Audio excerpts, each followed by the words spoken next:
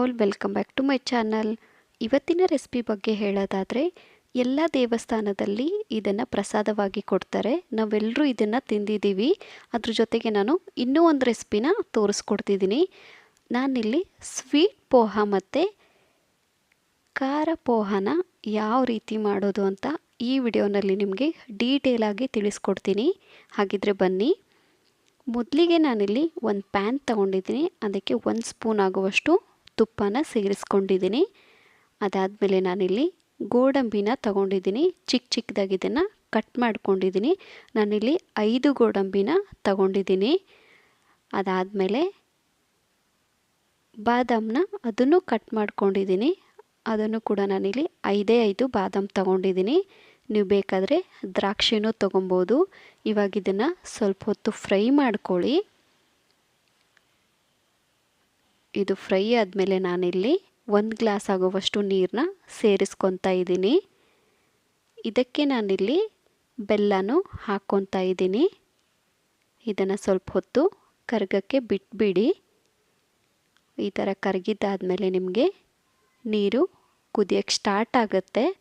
So ಈ ಥರ ಕುದಿಯೋವಾಗ ನಾನಿಲ್ಲಿ ಅವಲಕ್ಕಿನ ಸೇರಿಸ್ಕೊತಾ ಇದ್ದೀನಿ. ನಾನಿಲ್ಲಿ 2 ಬೌಲ್ ಆಗುವಷ್ಟು ಅವಲಕ್ಕಿನ ಹಾಕ್ಕೊತಾ ಇದ್ದೀನಿ. ನೀವು ಬೇಕಾದರೆ ನೆನೆಸ್ಬಿಟ್ಟು ಅವಲಕ್ಕಿನ ಹಾಕ್ಕೊಬೋದು. ಇವಾಗ ಇದನ್ನು ಸ್ವಲ್ಪ ಹೊತ್ತು ಕುದಿಯೋಕ್ಕೆ ಬಿಟ್ಬಿಡಿ. ನಂತರ ನಾನಿಲ್ಲಿ ತುರಿದಿರುವಂಥ ಕೊಬ್ಬರಿನ ಹಾಕ್ಕೊತಾ ಇದ್ದೀನಿ. ಅದಾದಮೇಲೆ ಏಲಕ್ಕಿ ಪುಡಿನ ಸೇರಿಸ್ಕೊತಾ ಇದ್ದೀನಿ. ಇವಾಗ ಇದನ್ನು ಚೆನ್ನಾಗಿ ಕಲಿಸ್ಕೊಂಡ್ರೆ ನಿಮಗಿಲ್ಲಿ ಸ್ವೀಟ್ ಪೋಹ ರೆಡಿ ಆಯಿತು. ಇವಾಗ ಇದನ್ನು ನೀವು ದೇವರಿಗೆ ಅರ್ಪಿಸ್ಬೋದು.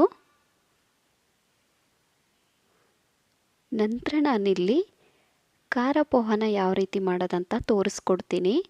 ನಾನಿಲ್ಲಿ 1 ಬೌಲ್ ಆಗುವಷ್ಟು ಅವಲಕ್ಕಿನ ತೊಗೊಂಡಿದ್ದೀನಿ. ಅದನ್ನು ನೆನೆಸ್ಕೊಂಡು ಇಟ್ಕೊಂಡಿದ್ದೀನಿ.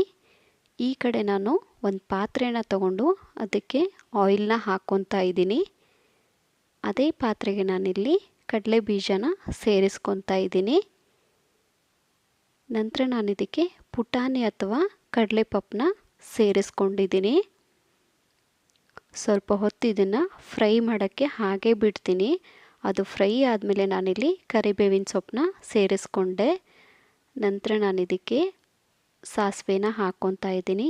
ಅದಾದಮೇಲೆ ಜೀರಿಗೆನೂ ಸೇರಿಸ್ಕೊಳ್ಳಿ. ಇದು ಸ್ವಲ್ಪ ಹೊತ್ತು ಫ್ರೈ ಆಗಲಿ. ಈ ಥರ ಫ್ರೈ ಆದಮೇಲೆ ನಾನಿವಾಗ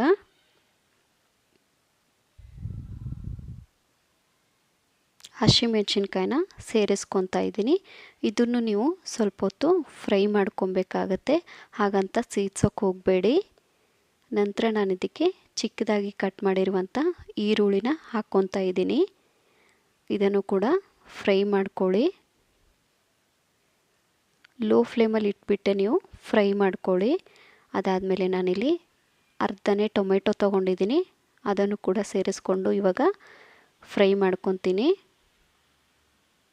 ಸ್ವಲ್ಪ ಹೊತ್ತು ಫ್ರೈ ಆದಮೇಲೆ ನಾನಿಲ್ಲಿ ರುಚಿಗೆ ತಕ್ಕಷ್ಟು ಉಪ್ಪನ್ನ ಸೇರಿಸ್ಕೊತಾ ಇದ್ದೀನಿ. ಅದಾದಮೇಲೆ ಸ್ವಲ್ಪ ಸಕ್ಕರೆನ ಹಾಕ್ಕೊತಾ ಇದ್ದೀನಿ. ನಂತರ ಇದೇ ಒಗ್ಗರಣೆಗೆ ನಾನು ಅರಿಶಿಣ ಪುಡಿನ ಸೇರಿಸ್ಕೊತಾ ಇದ್ದೀನಿ. ಇವಾಗ ಇನ್ನೂ 1 ಟೈಮ್ ನೀವು ಚೆನ್ನಾಗಿ ಕಲಿಸ್ಕೊಬೇಕಾಗತ್ತೆ. ಅದು ಸಕ್ಕರೆ, ಉಪ್ಪು ಮತ್ತು ಅರಿಶಿಣ ಪುಡಿ ಎಲ್ಲ ಮಿಕ್ಸ್ ಆಗಬೇಕು. ಆ ಥರ ನೀವು ಚೆನ್ನಾಗಿ ಕಲಿಸ್ಕೊಳ್ಳಿ. ಲೋ ಫ್ಲೇಮಲ್ಲಿ ಇಟ್ಬಿಟ್ಟು ನೀವು ಒಗ್ಗರಣೆ ಕೊಟ್ಕೊಳ್ಳಿ. ಈ ಥರ ನಮಗೆ ರೆಡಿಯಾಗಿದೆ. ಇವಾಗ ನಾನು ನೆನೆಸಿರುವಂಥ ಪೋಹನ ಸೇರಿಸ್ಕೊಂಡು ಇವಾಗ ಚೆನ್ನಾಗಿ ಇದನ್ನು ಕಲಿಸ್ಕೊತೀನಿ. ಈ ಥರ ಕಲಸಿದ ಮೇಲೆ ನಿಮಗೆ ಆಯಿಲ್ ಏನಾದರೂ ಜಾಸ್ತಿ ಅಂತ ಅನಿಸಿದರೆ ಕಡಲೆ ಬೀಜನ ತಗೊಂಡು ಅದನ್ನು ನೀವು ಫ್ರೈ ಮಾಡಿ ಪುಡಿ ಮಾಡಿಕೊಂಡು ಇದ್ರ ಮೇಲೆ ಹಾಕ್ಕೊಂಡು ತಿನ್ಬೋದು. ಆಯಿಲು ನಿಮಗೆ ಕಡಿಮೆ ಅನಿಸುತ್ತೆ ಮತ್ತು ಚೆನ್ನಾಗಿ ಟೇಸ್ಟ್ ಕೂಡ ಬರುತ್ತೆ.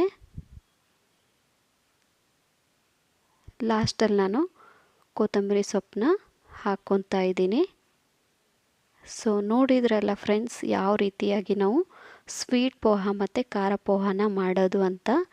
ಹಾಗಿದ್ರೆ ಯಾಕೆ ಲೇಟು, ಇವಾಗಲೇ ಹೋಗಿ ಟ್ರೈ ಮಾಡಿ. ರೆಸಿಪಿ ಹೇಗಿತ್ತು ಅಂತ ಕಮೆಂಟ್ ಸೆಕ್ಷನಲ್ಲಿ ಕಮೆಂಟ್ ಹಾಕೋದನ್ನು ಮರಿಬೇಡಿ.